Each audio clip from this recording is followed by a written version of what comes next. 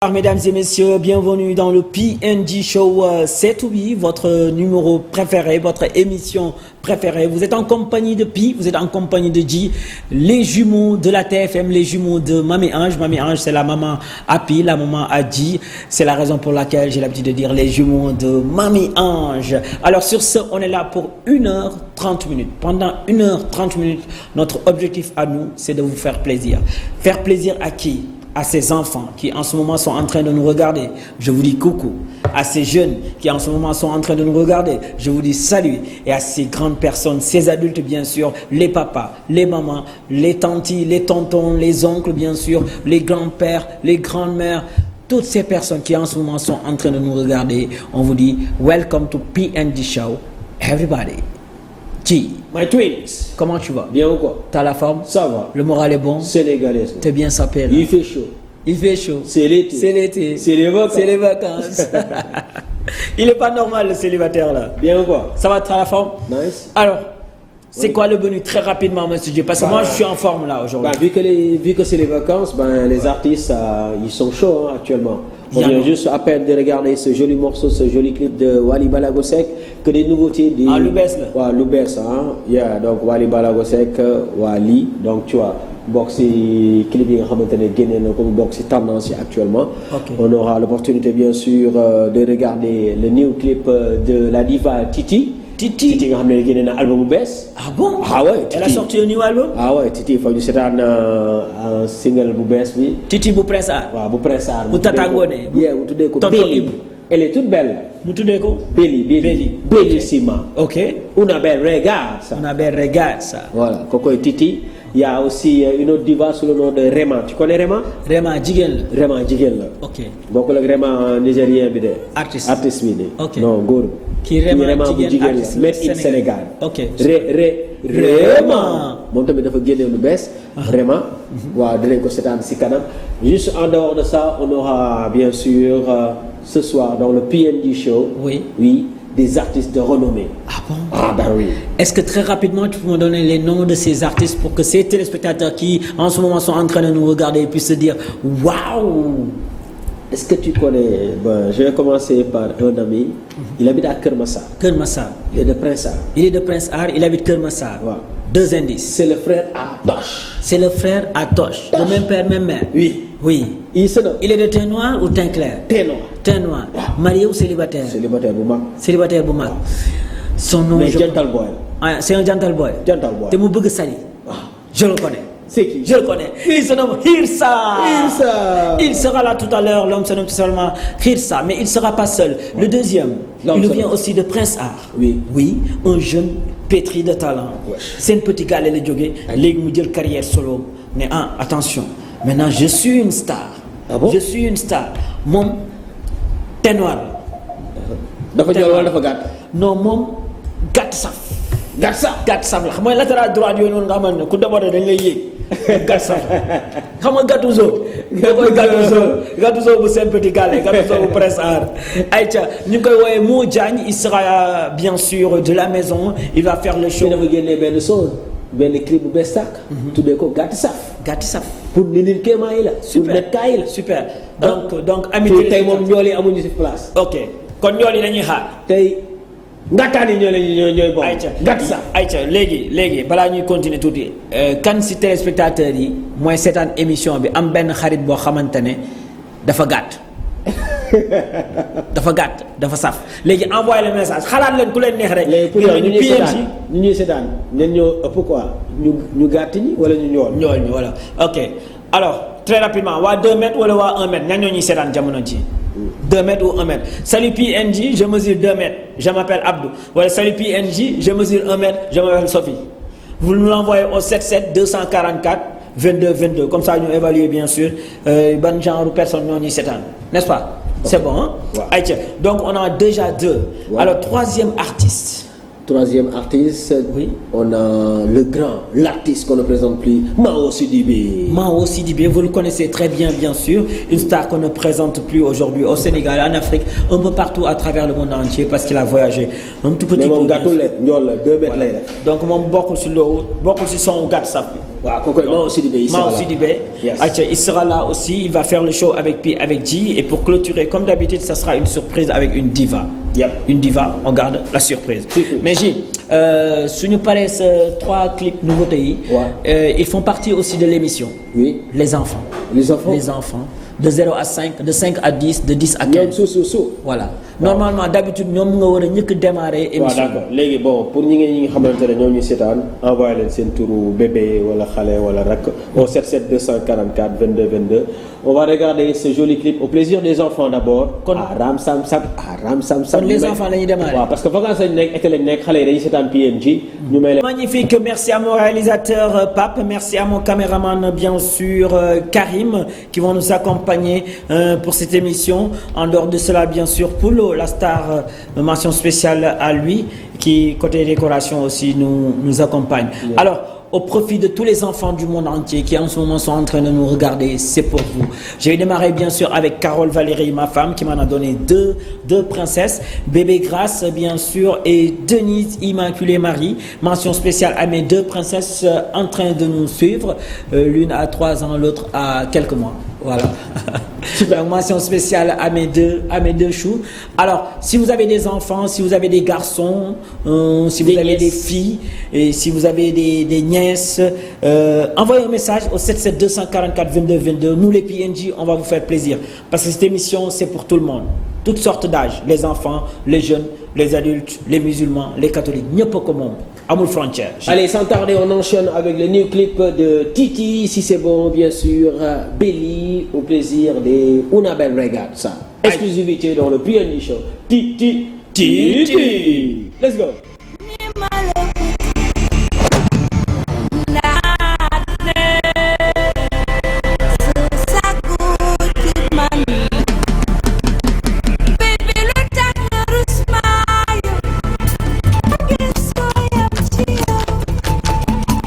Aïcha, donc Kokoy Titi, Mr. G va nous proposer le new clip de Titi. Donc Pape le réalisateur, Karim, si vous êtes prêts, nous on est prêts bien sûr pour faire plaisir à tous ces fans de Titi bien sûr qui en ce moment sont en train de nous suivre. On va leur faire plaisir en leur offrant ce clip de Titi. Si c'est bon, c'est parti.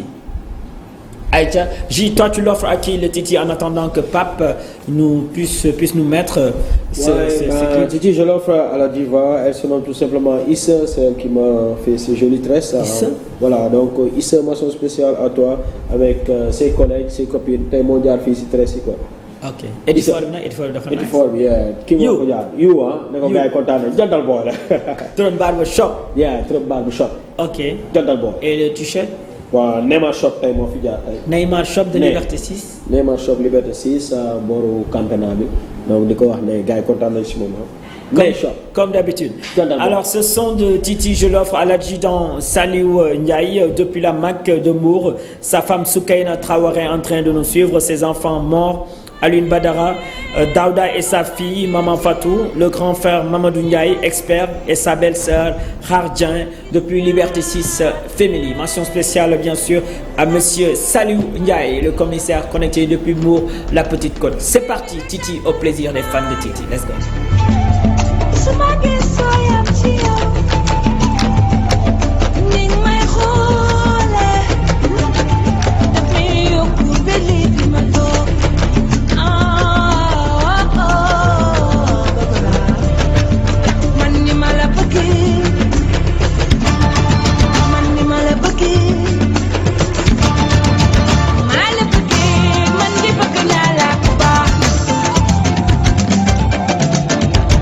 Mala pagi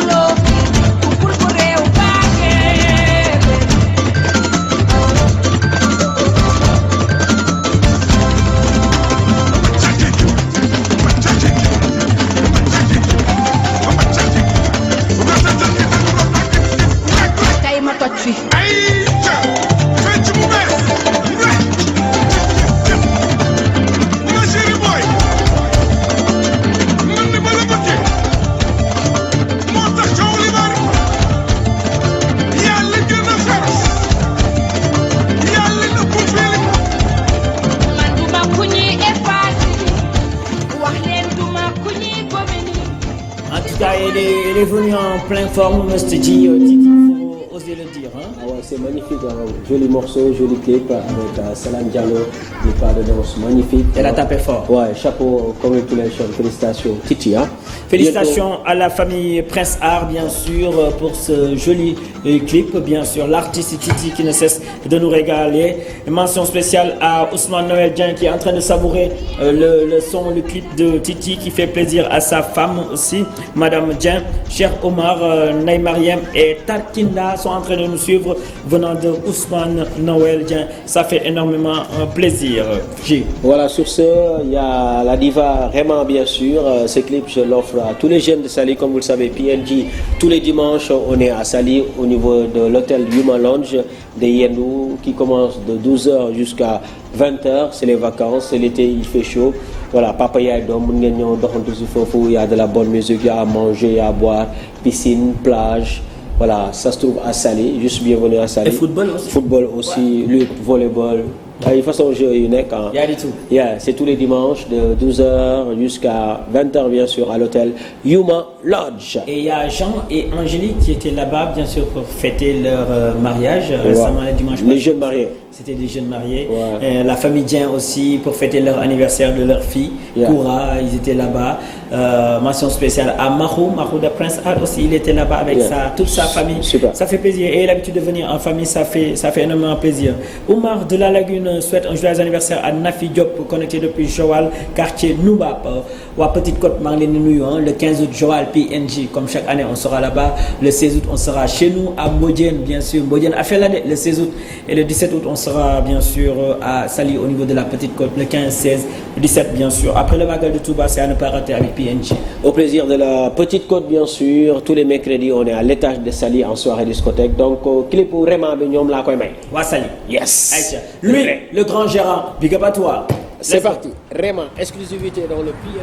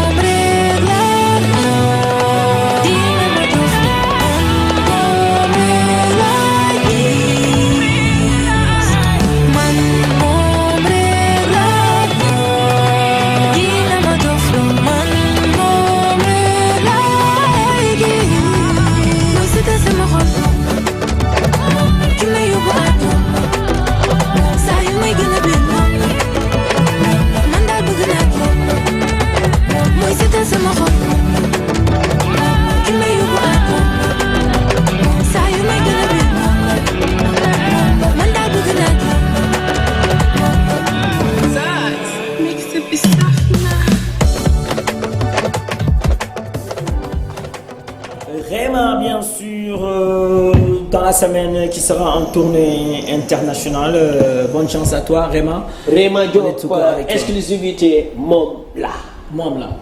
Réma, affaire de yow là. Ok. Mom là. En tout cas, on est gâtés. Hein. Que des tubes, des nouveautés, sur les vacances, c'était artistes de nous. Et puis il y en a plusieurs. Xamna sogo na continuer film. Mais dañuy dem ci yeneen yi ba mercredi prochain ba samedi prochain bien sûr pour suñu ay téléspectateurs ñu mun ko seetaan. Alors sur ce, on a une star qu'on a annoncé tout de suite bien sûr sous le nom de Mao Sidibé. Donc Mao a sorti un new single.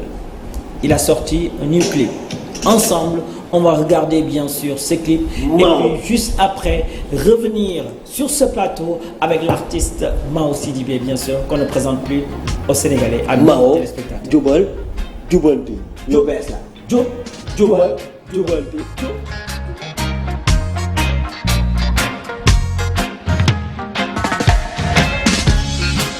ak yelleef jar na xaare waaw waaw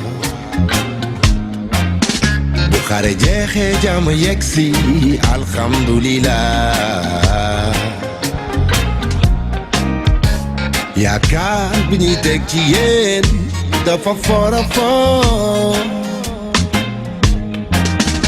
ñi daan xare ba jàmm feeñoo ngàlluwaay bu leen tas seen yaakaare ak nguur lu mu neex a neex bu mu tax ngeen fàtte bu mu neex ba ngeen foog ne dootul jeex gestu leen ni si ñàkk seeni yaay ñàkk seen baay ñàkk seeni doom ñàkk seeni bakkan ni ngi ci ñi si ñàkk seeni cër ñàkk seen job ñàkk seeni temps ñàkk seen ginnaaw changement lañu sàkku woon ci réew mi ko ñoo ci war a jiitu jàmbaar daal ca war lañ ko xàmmee liggéey fayeeku teg ci di jubal ci loolay doxal réew mi jubal di jubanti te moytu nax askan wi ak nguur lu mu neex a neex bu mu tax ngeen fàtte bu mu neex ba ngeen foog ne dootul jeex wo gëstu leen ñi si ñàkk seeni yaay ñàkk seen baay ñàkk seeni doom ñàkk seeni bakkan ñi ngi ci ñi si ñàkk seeni cër ñàkk seen job ñàkk seeni temps ñàkk seen ginnaaw Afrique yépp ñu ngi leen di xool ñu ngi leen teg wet naaw di xool di xool foo leen jëm àdduna yépp a ngi leen di xool fu muy mujjee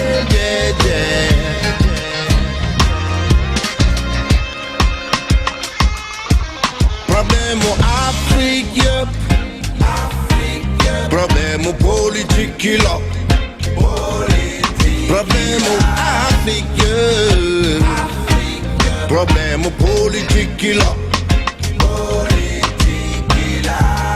askana moom nguur askana moom réew askana moom fal askana moom fole askana moom nguur askana moom réew askana moom fal ak nguur lu mu neex a neex bu mu tax ngeen fàtte bu mu neex ba ngeen foog ne dootul jeex boo gëstu leen ñi si ñàkk seeni yaay ñàkk seen baay ñàkk seeni doom ñàkk seen bakkan ñi ngi ci ñi si ñàkk seeni cër ñàkk seen job ñàkk seeni temps ñàkk seen ginnaaw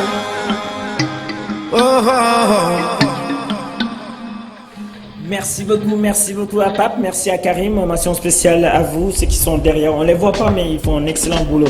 Alors il est là, au milieu du pays de J, au milieu de vous, les téléspectateurs de la TFM, l'homme c'est tout simplement Mao, la star. Mes respects. Merci à vous. Mais bienvenue. Ah, Sidibé Santa. Sidibé Mande Mouri, Sidibé Sankara. Jël micro. Sidibé Mande Mouri, Sidibé Sankara jàmm ni jaxité bo leen jël rek non la. Mao, OK. Mais bëgg naa leen. Mao yàgg nañu xamante, yàgg nañu ñëwal la. Tu vois, donc c'est des retrouvailles aujourd'hui. Bien sûr, c'est toujours un plaisir d'être accompagné ci yéen ñaar ñi. Voilà, parce que yéen ñaar da ngeen di dégager la joie. Xam nga te ñun dañuy soxla tamit des fois loolu bu ñu la ko renvoyé da ngay mën a renvoyé waat. Super. Mais il y a un qui s'appelle Pi, l'autre qui s'appelle J. On va voir devant les téléspectateurs, est-ce que Mao va arriver à reconnaître. J mi ngi nii. J mooy kii mooy J. Que le mooy Pi. waaw mais noo def ba xamee ne kii mooy Pi man maay J. waaw calcul mental laa def foofu. J. Alors les téléspectateurs, est-ce qu'il a trouvé oui ou non nee na man maay J. Kii mooy Pi. Voilà léegi ñi ñuy seetaan léegi après envoyé un texto via 77 244 22 22 dinañ xool ndax Mao moo trouvé wala yéen. Ok, c'est super. Alors depuis Accent Grave en 2015 ba ñu génnelee sa album bu bees bi nga ñëw présenté ñu ko à la télé à la radio aussi ñu def bruit bu nice gars yi tamit consommé ko depuis loolu déggatuñu Mao génne album bu bees mais tu es toujours présent de par tes singles de par tes concerts soirées que ça soit à l'extérieur ou bien ici et Mao quel a été ton secret ba tey nga constance bi nga am nii parce que souvent gars yi dañuy toog 5 ans 10 ans gisuñu artiste ñu kii fay na mais Mao est toujours présent c'est quoi le secret de Mao c'est quoi cette constance. Bon déjà dama génne woon naa c'est vrai benn single boo xam ne da doon annoncé un retour mais boobu dafa tombé woon ak Covid ñëw. Covid c'est vrai de part ndabi. Du coup sama beneen passion moo feeñ moo doon passion wu def ay vidéo beaucoup de clips def naa beaucoup de clips vidéo ak ay artistes de la place. notamment bu Titi bu mujjee boobu noonu man maa ko def. Titi bi waaw. bi maa ko def xiir saa tamit. job nañu ensemble waaw job nañu ensemble tamit et puis ñoom Aïda Samb ñoom Diamane ñoom Djiba ak ñun ñëpp donc c'était un plaisir pour man nekk ci ginnaaw caméra yi parce que vraiment on apprend autre chose man j'avais besoin de faire un recul jéem a xool tamit loolu laay servirat. soo nekk clip bi yaa ko def lan la yow da nga am. en tant que réalisateur waaw dama am boîte de prod waaw. da nga am boîte de prod boo gisee MP rek. ok MP yow la. waaw. MP mooy lan. Mao Prod. Mao Prod voilà c'est ça. et maa looy laaj par clip cherul noonu. non man cheruma. non non. ça dépend lu ma laaj rek. dafa mel ni comme tabax kër rek loo ci bëgg a def rek. prix boobu lay jar quoi. macha allah. waaw mais bon c'est vrai que milieu Sénégal bi fii c'est très dur am clip avec un budget boo xam ne di nga ci mën a def li nga bëgg yépp mais on se démerde comme Sénégal comme ñëpp rek ah on fait toujours plusieurs métiers à la fois et on essaie de donner le meilleur de nous-mêmes. et voilà mi ngi am ay résultats. xam naa mais léegi ban moo gën a fay Mao Prod bi wala Mao artiste bi. ban nga si gën a fayeeku. ban nga si gën a gis sa bopp. ci côté xaalis ngay wax wala ñam kaa bi non ñaar yëpp day fay. ñaar yëpp day fay. waaw xam nga nit boo doyloo rek luñ la jox fay la man boo ma joxee dërëm ma nangu ko fay nga ma boo ma joxee million ma nangu ko fay nga ma mais ñaar yëpp parce que man même may def musique temps yi may def musique di way def ma woon wayu ma woon kese dama doon def ay prod tamit derrière donc notamment ñetti album Nit Dof yi yëpp maa ko defoon. en tant que ay ragal du jéggi raay lañ ci gën a xam mais y en a plein d'autres il y a eu 3 albums yu ñu doogandoo ensemble. en tant que beatmaker quoi. vous êtes aussi beatmaker. ah waaw foofu laa commencé de. donc j'ai travaillé ak ñoom Nix ak ñoom ñëpp. non mais c'est bon de le souligner pour que les téléspectateurs puissent savoir que on n'a pas invité seulement une star qui est dans le domaine de la musique mais qui englobe aussi beaucoup de choses quoi derrière. man j'aime bien tout ce qui touche à l'art en fait parce que on apprend beaucoup. surtout en servant les autres. dëggantaan parce que booy defar par exemple bi ma nekkoon beatmaker j'étais beaucoup plus ay ñoom Books tamit j'ai fait son album son dernier album. boo nekkee ci ginnaaw. muy say Europe ak Feuz. waaw. boo nekkee ci ginnaaw artiste en fait tu lui donnes tout et du coup tamit comme da ngay rencontrer des différents artistes ku si nekk ak yow sa jabu bopp ku si nekk ak sa caractère ak yooyu yëpp. donc on apprend beaucoup des artistes yi nga xam ne damay liggéey ak ñoom. et puis nekk ci ginnaaw caméra ak nekk ci kanam caméra c'est vraiment totalement différent voilà et j'ai longtemps été ci ginnaaw caméra yi donc bi yoon j'ai envie d'être aussi devant donc damay wax gars yi xëcc ma mbaal mu yéegaat tuuti. Ok. Alors souvent il y a certains beatmakers qu'on a eu à inviter, ils se plaignent de dire PNJ. Souvent il y a des artistes qui ne sont pas reconnaissants. Donc lors de leur sortie à une émission télé ou une émission radio ou au niveau des réseaux sociaux, rares sont les artistes qui remercient leur maison de prod ou bien leur chargé de prod, leur réalisateur ou bien autre. Est-ce que yow tey en tant que MP souvent soo gisee par exemple benn Xirsa di tasaare game bi ci télé yi et tout mais amul benn instant bu Xirsa musa waxee par exemple je remercie MP, tu vois. Est-ce que vous Xirsa yati day dal benn exemple laa joxe rek quoi. Est-ce que vous en tant que MP bu boobaa tu te sens frustré ou bien manque de reconnaissance là-dessus? Non, ta parce relation que avec ces artistes. moi j'attends pas forcément ay remerciements ci bu ma liggéey li may xaar mooy déjà am résultat que yow nga kontaan ba ñeme génne produit bi parce que yow yaa koy défendre man loolu bu ma ci amee rek boo amee satisfaction rek man ça me suffit mais c'est vrai que surtout beatmaker yi non c'est un plaisir, c'est toujours un plaisir parce que CD bi ñu dédicacé MP on te remercie. Voilà, c'est une certaine reconnaissance en fait mais su ma juumul beatmaker yi daawuñu leen woon crédité ñu ci bëri et puis daawuñu woon wax seen tur je pense que ak Nit Dof bokk na ci lu incité ñu bëri commencé di dugal seen ay turu beatmaker ci affaire yi. C'est important parce que boo doon dégg souvent ci album yi ñoon def di nga dégg mu naan maa woo téyel beat bi maa woo arrêté le beat bi maa woo lii ak yooyu yëpp yëpp doon nekk ci album bi donc du coup loolu moo taxoon ba nit yi xamoon ni ku koy composer maa woo la tudd. Effectivement. Mais c'est vrai que avant nit yi dañ doon composer jox la nga dem après c'est fini. On n'entend pas parler de mais tey jii da ngay dégg pas ça wala nga dégg Pape Laye wala nga dégg ñeneen ci biti fexe nañ ba imposer loolu donc c'est une bonne chose tamit parce que reconnaissance la et puis da leen di jox tamit lu ñu koy waxatee da leen di encourager pour ñu gën a def parce que boo demee ba xam ne léegi yaa ngi yow surtout la ngi fës donc boo doon joxe 100 200 ngay joxe. Avant ñuy ñëw ci clip bi ban artiste yi nga jotoon liggéeyal yëpp moo ci gënoon neexal liggéeyal ak ban artiste moo ci gënoon compliqué liggéeyal les deux.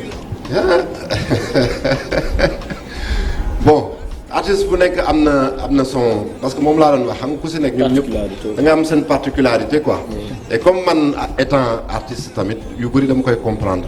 tu vois donc man sama rôle la tamit ma suivre leen parce que artiste. ku ci nekk ni ngay ñëwee. voilà des fois dina ñëw ak benn jàpp boo xam ne man ça marche pas ak man sama ni may liggéeyee. Tu es obligé de t'adapter. Voilà mais parce que moom il faut nga mettre ko à l'aise mais faut pas te vendre aussi faut pas que yow ce style dem ba nekk leneen tamit.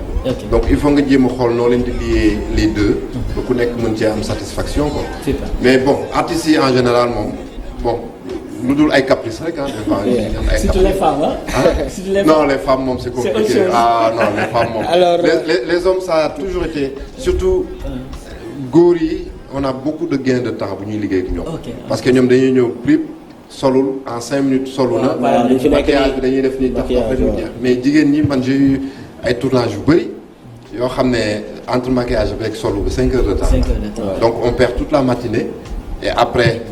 bu ne day changé waat yére rek nga jàpp sa bopp. voilà. c'est vrai c'est vrai. et Mao tey ñu ñëw ci exclusivité bi nga xamante ne dañ ñu ko indil sama jour ma mën ne jubal jubanti ma ne ko lan booy politique non booy ñun defuñu politique de jubal jubanti lu loolu saa ñun du jàkkaarloo de après ma dem xool seetaan kii bi ma ne c'est-à-dire est-ce que politique la bon ñu bàyyi la nga expliquer jubal jubanti bi. pourquoi le pourquoi de jub et ça parle de quoi et quels sont les messages que tu as envie de véhiculer. Bon déjà le titre jubal jubanti c'est vrai que ça interpelle directement dañ ñaan Pastef wala régime bi. waaw parce que moom moo ko de slogan boobu moom moo ko. exactement kenn non ñoom moomuñu ko sax kenn moomu ko. parce que loolu mooy nit dañoo war a jub loolu la l'islam santaane du dëgg. loolu la diine sa loolu la santaane dañoo war di jub di jubal di jubanti. voilà ñoom fa lañ ko jëlee et puis c'est un slogan boo xam ne nit boo bëggee toppandoo lu baax c'est une bonne chose man pour man toppandoo lu baax la daal. et booy wax ak nit des fois da nga koy kobos des fois tey jii boo doon xool fee ma bëgg nga déglu ma dafay def nii soit ma ne la nii wala ma woowee la surtout donc c'était une façon d'interpeller parce que je parle du régime mais j'en parle plus comme un rappel maanaam dama leen di fàttali ni yen bi ñuy yenu dafa diis c'est-à-dire que ñi leen xeexal ñi ci dee ñi ci ñàkk ñi ci perte lu bëri même ñoo xam ne indirectement sax lañ perte am na ñoo xam ne demuñu xeexi te yàq nañ seen oto wala toj nañ seen magasin ak yooyu yëpp voilà donc il faut pas que tous ces sacrifices là soient pour rien voilà am nañ yaakaar ci ñoom du Sénégal rek leen di xool tey ji Afrique yëpp leen di xool monde bi sax ñu ngi leen di xool parce que ñi ngi xool ndax pour le moment ndax ñii ils vont servir d'exemple wala ça va être toujours comme la même chose comme li fi amoon daaw voilà mais c'est juste un rappel ne leen bu leen fàtte ni am na ñu bëri ñu joxe seen bopp ñu joxe seen les gars on s'est battu pour vous voilà vous êtes là maintenant voilà que ça soit ceux qui étaient au front que ça soit ñi nga xam ne ki dañoo am lu ñu ñàkk indirectement il faut pas que par exemple ki gaare woon otoom ñu toj ko ndax manifestation suba tey ji bu ñaan ma ko yàlla bu nguur gi lajjoon tey dafa daan gis nga ñu nii yàqal nañ ma sama oto te finalement fii la mujj voilà loolu nag c'est très important que ñoom ñu bàyyi ci xel quoi. Alors pourquoi avoir embrassé ce style genre reggae et tout ñëw carrément dugg si mbalax bi ne acca jubal tu vois mais style bëgg a indi nii le pourquoi. pourtant ni nga ko defee doon naa non style bi bon déjà man le reggae ça a toujours été en moi. Bon c'est vrai que mosuma ko assumer pleinement en tout cas ci sama album j'en ai fait quelques morceaux reggae. mais may ñu tuuti balaa ngay xuus may ñu benn affaire rek boo xamante ne on sent l'artiste Mao qui est en train de nous faire du benn affaire de 30 secondes rek. bu reggae ngeen bëgg. voilà bu reggae. nit tey moo lay tax a doon nit ànd ak tey maam naan bu mu la tax a naan petite nit tey moo lay tax a doon nit ànd ak tey maam naan bu mu la tax a naan petite àdduna bi kenn du ko yenu ku yabo teylu dara jaru fi daw bay daanu ku ko ci def de yaa ci gaañu kon des na bàyyi ci xel bon bàyyi ma yemale ko foofu ba beneen yoon inchallah. En tout cas magnifique on te laisse continuer bien sûr. clip bi fan nga ko tourné clip bi. Ben studio là. En studio là. Mais on a aménagé comme si c'était dans une maison. Voilà, c'était l'idée de rester très simple et puis comme moi je suis un artiste très live, donc j'ai préféré andi un vrai groupe live qui est le groupe Tim Shell. Super. Tim Shell Band qui est un groupe de reggae qui est là depuis des dizaines d'années et qui est très connu. Du milieu bi. Un groupe que je respecte beaucoup. Voilà. Côté déco bi kan moo leen wax tenue yi ngeen sol ko. ñun man sama équipe ko géré déco bi ñoo géré réalisation ñoo géré tournage bi ak yëpp quoi. Voilà. ma leen di nuyu de passage. waaw Omar Dia. Alors vu que MP nga pour ce genre de clip là ça t'a coûté combien 5 10 15 millions. non pas yeggul foofu. mais j'ai pas calculé man mooy liggéey. mais c'est des millions. Hein? C'est des millions. Non, pas des millions parce que comme ñun ñoo ko tourné man fayuñu ma quoi. Ok. Voilà bu ñu ma naroon fay xëy na peut-être dina yegg ci yenn somme yi. mais man comme on l'a fait en équipe man sama équipe ñoo ko tourné donc du coup ñun. waa kër gi la quoi. waaw c'est la maison quoi. après di nga régler artistes yi di nga régler studio bi tenue yi ak yooyu yëpp. mais tout le reste muy lumière yeeg caméra yeeg yooyu yëpp. c'est toi ça voilà ça ok alors vous êtes dans une maison de prod wala yow en personne yow tu liggéey toi seul. waaw je suis dans une maison de prod MP Mao Prod. sa maison là ya. Oui mais parce que man xam nga autodidacte là j'ai beaucoup appris tout seul. Ok. Mais par curiosité beaucoup parce que li may def yëpp mosuma ko jàng école mais YouTube moo doon sama professeur moo mos a nekk sama professeur. Ok. Et jusqu'à présent. ba léegi je continue beaucoup à regarder des tutos ak yooyu yëpp pour jéem a renouveler wu par exemple clip bi nii am na yenn décors yoo xam ne c'est pas de vrais décors. Ok. ay décors yu ñu créé la avec l'IA parce que aujourd'hui il faut tamit ñuy utiliser les nouvelles technologies ak yooyu yëpp quoi. Donc je suis en constante formation. Ok. Et vous avez des artistes M-Prod vous avez des ou bien vous êtes seul là-bas? Si on a des artistes Mao Sidibé. Oui apparemment je veux dire quoi apparemment est-ce que am na yeneen artistes tey soo gisee benn produit boo xamante ne ce jeune là il m'intéresse est-ce que mën nga ko ñëw intégrer sa M-Prod. Non j'ai eu à travailler avec d'autres artistes avant mais c'est vrai que j'ai arrêté la production. Ok. Parce que gisuma ci woon sama bopp parce que man bu may produire du ma xool lu ma ciy gagner mais des fois da nga ciy yaakaar jërëjëf des fois donc ci am na moo tax j'ai eu beaucoup de déception en essayant d'aider les gens de produire parce que souvent dama gis ni du ma tudd tur mais il y a plein d'artistes yi nga xam ne des fois dañuy ñëw peut-être du ñu am budget du ñu am kii yow nga sentir morceau bi ne kaay ma jàppale ko et j'ai tourné des clips pour des gens tourné ko ba mu jeex ñu ne finalement daal ak clip bi daal xam naa duñ ko génnee quoi mais parce que kooku defu ci xaalisam. ok fekk yow def nga ci sa énergie sa ñàkk ak sa lépp tey jii bu mu la présenté woon ñaari ceinture ne la bii de 1,5 million lay jar. ne la bii de 200 francs laa ko jëndee fee ci marché bi même bu fekkee ñaari dañoo nuroo bi jar ay millions boobu ngay xalaat moo gën beneen bi. ok waaw donc du coup moo tax c'est très important que artistes yi nga leen di jéem a ñaax pour ñuy fay. parce que ñoom sax fierté la pour ñoom ñu xam ne fay nañu benn clip. boo xam ne ñoom ñoo débrouillé wu ñàkk. d'accord c'est important. Voilà. C'est important. Alors Mao, c'est les vacances, c'est l'été. Quels sont les projets dans l'immédiat? Mais dans l'immédiat... L'album, on le réclame. Il y a un album qui se prépare, Inch'Allah. Mais non, ce sera plus pour la rentrée, plus en novembre, Inch'Allah. Okay. Mais à part ça, là, je suis sur un projet avec Médecins sans frontières. Médecins sans frontières, dañu def benn titre bu tudd Yaakaar. Yaakaar. Bon, c'est moi qui ai fait la production, mooy musique bi ak yooyu yëpp. Donc on va tourner le clip le week-end prochain, Inch'Allah xam naa dañ ci ñëwaat. Mais c'est un morceau qu'on a fait pour la dégradation climatique. ok xam nga ci loolu la ñuy wax man ak Def Mama Def. ñoom Mami Victory ñoo ko defandoo. avec l'école du sable avec plein de danseurs qu'on a. Ça promet alors ça. Oui, et c'est un projet qu'on a fait aussi pour le COP 30. Oui, amee Brésil cette année et COP 30 c'est mooy ñiy daje chaque année ci benn pays pour discuter de problématiques du monde bi. Et cette année encore il y aura tous les présidents du monde donc on espère que en tout cas ñoom ñëpp nañ mën a xool vidéo bi seetaan ko donc on représente quelque part le Sénégal et moo tax on va donner tous les moyens pour que mu nekk un beau clip et un beau morceau en tout cas. Super. Voilà. Mais vous êtes plus en live, vous nous dites, et où est-ce que vous jouez? Est-ce qu'on peut retrouver Mao ici au Sénégal, à Dakar ou bien au niveau de la Petite Côte? On ne sait pas. Non, j'avais arrêté tous les lives. Ok. J'avais tout arrêté parce que moi je ne sais pas def à moitié. Parce que vidéo bi ça m'avait pris beaucoup de temps. Beaucoup de temps. Voilà, mais là, Inch'Allah. Di nga commencé waat. waaw bientôt waaw. léegi ma dugg ci répétition yi. damay wax ñoom xiir saa gars yi xëcc ma tuuti. ñu xëcc waaw ñu may ma. mais là tu es au Sénégal wala yaa ngi Europe parce que li ngay exilé wu tamit bëri na de. Oui, mais par contre ñibbisi naa depuis 2012 ba léegi. Depuis 2012 ñibbisi naa. C'est vrai que mes voyages may def yëpp c'est dans le cadre du travail. Ok. J'ai fait 2 fois le tour du Sénégal, les 14 régions. J'ai fait sous-région bi ay Côte d'Ivoire, Guinée-Bissau, Guinée-Conakry, Niger, ay Bénin ak yooyu yëpp et c'était dans le cadre du tournage et c'était vraiment une belle découverte de découvrir surtout l'Afrique sous-région bi parce que souvent on a tendance à aller loin.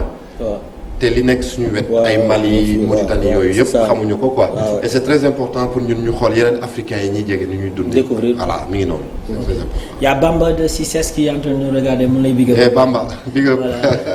di ko remercier. Alors quel sera ton mot de fin notre ami Mao à l'égard de cette émission bien sûr qu'est-ce que tu as envie de dire aux téléspectateurs ou bien quel est le message que tu veux lancer. waaw bon ñaanal Sénégal jàmm ñaanal nit yi jàmm parce que ci jàmm la lépp xaj comme on dit. Et c'est vrai que il y a beaucoup de tensions surtout ci politique beeg affaire demee noonu. Surtout. Voilà et il faut pas qu'on oublie que Sénégal benn la kenn mënu ko xaar ñaar benn déjà et que il faut qu'on travaille tous pour que ñu avancer ensemble. Mais pas en se donnant des coups de pied par derrière quoi. Loolu daal laay joxe comme message. Voilà. Ok. Alors, est-ce qu'on peut te suivre via les réseaux? Est-ce qu'on peut aussi avoir un contact via...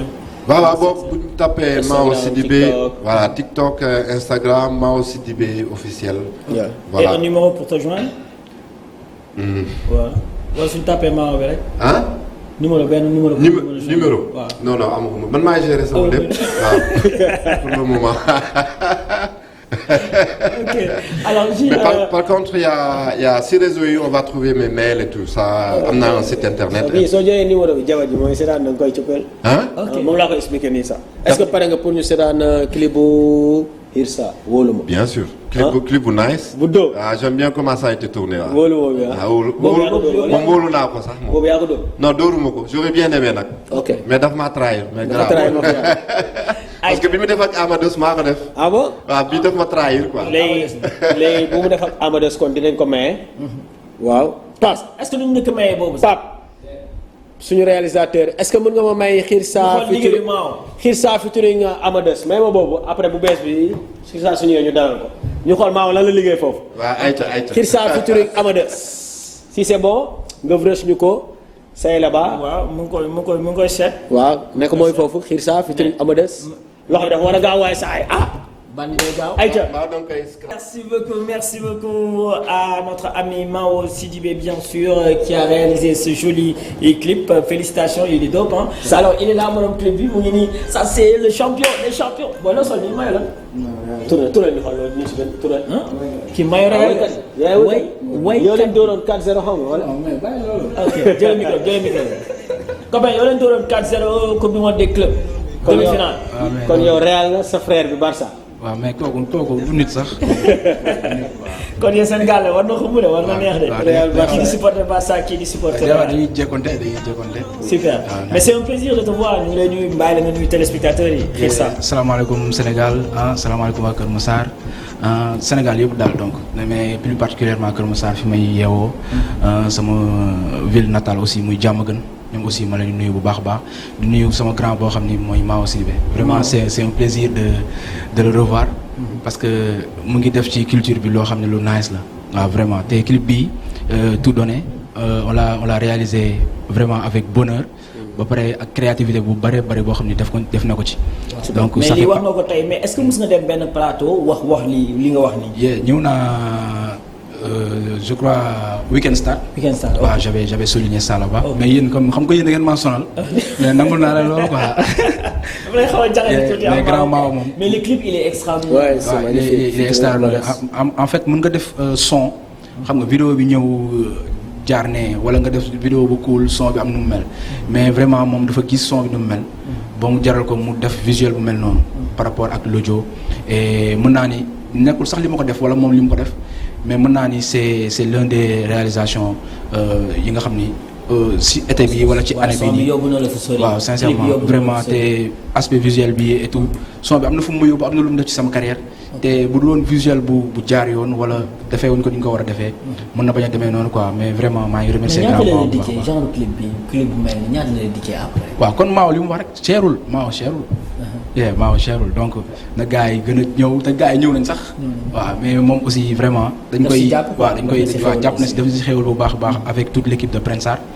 donc grand Mao daal chapeau. sa papa ak sa yaay nan lañ la tuddee parce que Hirsa. defe naa sa surnom la wala sa nom d'artiste wala. Hirsa c'est mon nom d'artiste. ok waaw mais Hirsa bi moom daf ma topp depuis bi may nekk booy. amoon na benn grand bu tudd Abdou Karim Ndiaye bi may nekk Diamaguène. waaw moom ma doon tooñ nag quoi dafa ma doon tijjel temps yooyu ay compte hotmail moo amoon ci cyberam quoi. hotmail waaw si. ma ñëwoon cyberam benn jour doon créer ay compte moom mu def si Hirsa quoi. ok waaw mais vraiment affaire bi gën a continuer des fois am ñu ma koy woowee am ñoo xam tamit xam nañu si carrément et j'ai pas aussi essayé de chercher loin. ma def Hirsa. mais tur dëgg bi nan la. Sakhir naka. Sakhir Niang. ok Toch moo tudd naka. Moustapha Niang. Sakhir Niang. Toch Niang. ça c'est la famille mention spéciale à vous. kon on a deux artistes man avant may ñëw si ñaari tube yi ñuy indil parce que ñuy indil ñaari cadeau yoo xamante ne daajeeguñ ko. ah bon waaye muy wóoluma ak nouveau né. loolu neex na de. donc avant cadeau nga ñu indil. ñaar la ñuy indil mais bëgguma ñëw salaamaaleykum rek ñu dem si ñaari cadeau yi. parce que seetaan nañu featuring bi mu def moo Amadeus. public bi aimé ko like ko. kan kii. waaw mooy bu mu def featuring ak Amadeus moom lañ seetaan tout donné bi nii. kii dafa garaaw de. yow donc fu xamee ñoom artistes yooyu. du bàyyi li muy def. kii moom xam na lépp. donc en dehors de ça nga génne woon tamit soo boo xamante ne tasaare na fépp def ma nànk bi. def ma nànk ak ex. ñaar ñooñu laa bëggoon ñu play ñu foosi avant ñu may gars yi exclusivité bi ñu fàttali gars yi ne Hirsa moo fi woyoon def ma nànk. mais da ngay génn ñoo taxawee nii. non tey dañuy yaatal affaire yi yëpp. ñi ngay taxawee. man sax damay génn plateau. Karim bi jël sama son fii ma xool Karim. man damay génn sa plateau bàyyi sa Hirsa.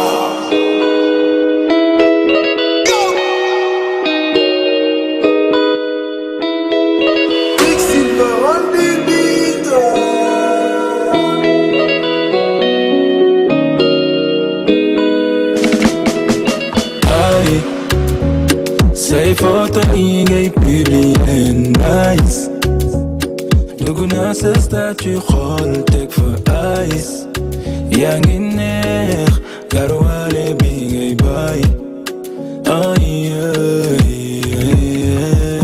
ndax maa ngi sama nammee man maa ngi giving to you my money man de jaral nga ma lii kon maa ngi sama nammee man maa ngi giving to you my money man de jaral nga ma lii xam naa ni faw ma jëlaat le temps yi su ma la jàppee ba bàyyi dootuloo ma rëccati xam naa ni faw ma jëlaat le temps yi su ma la jàppee ba bàyyi dootuloo ma rëccati flow to my Instagram yeah lire to samay message yeah boole ma sa future baby sa future baby man la sa xiir sa baby sa xiir sa baby ndax maa ngi sama nammee man maa ngi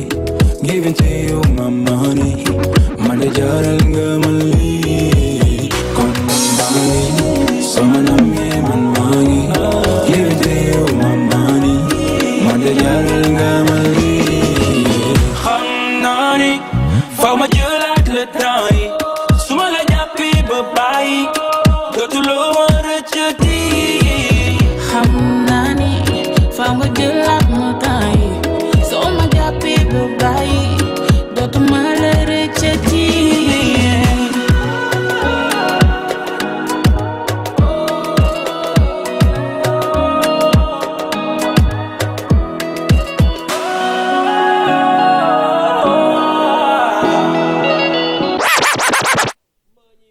Le temps bien sûr de permettre à notre frère Khirsa de se reposer. On va enchaîner bien sûr avec le new clip Nouveau-né au plaisir des mélomanes. Lu bees Nouveau-né, c'est parti.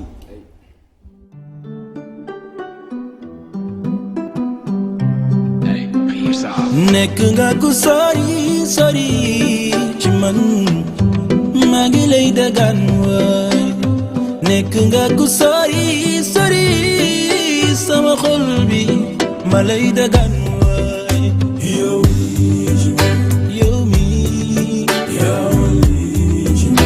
yow mi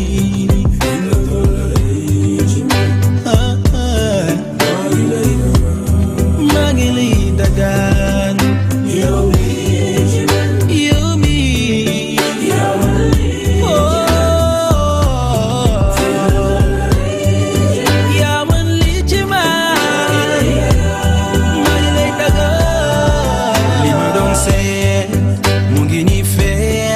samay bët leer ma wutal naa la ndey te man may sa baay kon baax rekk la war juddu nga bees indi nga leer sunu takkandeer nga yaay sunu leer sunu rangoñ yaa koy waddal di ko fomp jox naa la tur bu baax nga toog ram dox ma teddel la jàngal la fexe ba lépp yaana góor nga wala jigéen duma ko leeral sax ndax góor baax na jigéen baax na yàlla fi nette yaana tool nga ma fu sori yaa man nga ma ñaan sa dund gi oh baby dem fu sori nekk nga ku sori sori ci man maa ngi lay dagaan waay nekk nga ku sori sori sama xol bi ma lay dagaan waay yow yow mi yow mi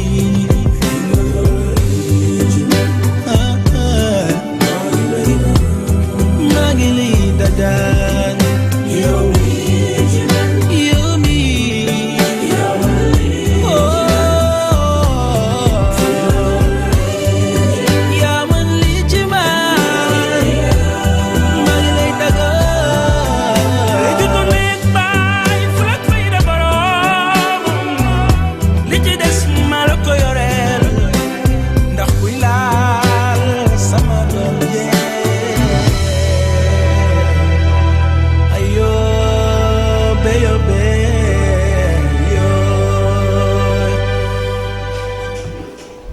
Nouveau-né au plaisir de Marie Immaculée, bien sûr. Denise, c'est pour toi. Ok, nouveau-né. Puis dafa tombé puis di am bébé une charmante demoiselle soo mi si clip bi si lay génn.